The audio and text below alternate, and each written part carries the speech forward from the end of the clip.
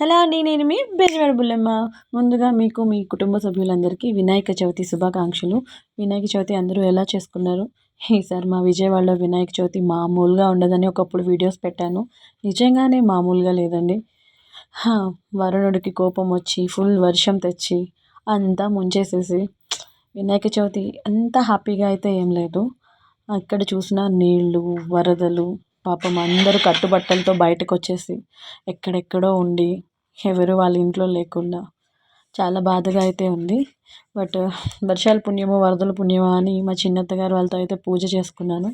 అత్తయ్య చనిపోయిన తర్వాత మళ్ళీ ఇట్లా ఒక జాయింట్ ఫ్యామిలీగా పూజ చేసుకోవడం ఇదే అనమాట. మేమైతే చాలా హ్యాపీ ఉన్నాం. పూజ చాలా బాగా చక్కగా జరిగింది.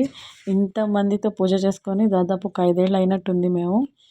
అండ్ మా అమ్మాయి తెలుగు బాగా చదివింది. ఫస్ట్ ఆఫ్ ఆల్ విజయవాడ అలా ఉంటే ఏం మాట్లాడాలో అర్థం కావట్లేదండి. అంతా హుషారు, హ్యాపీ ఏం లేదు. ఎక్కడ చూసినా బాధే. ఇంతకీ మీరు మీ ఇంట్లో వినాయక చవితి ఎలా చేసుకున్నారు? ఎక్కడి నుంచైనా ఎలాంటి ఏమో ఏం చెప్పాలో తెలియదు. విజయవాడలో అయితే మళ్ళీ ఫుల్ వర్షం పడుతుంది. ఈ వర్షాలు తొందరగా తగ్గిపోవాలి వినాయక అని ఆ గణపతిని అయితే మొక్కుకుంటున్నాను. దయచేసి ఈ వర్షాలు ఆపే తండ్రి.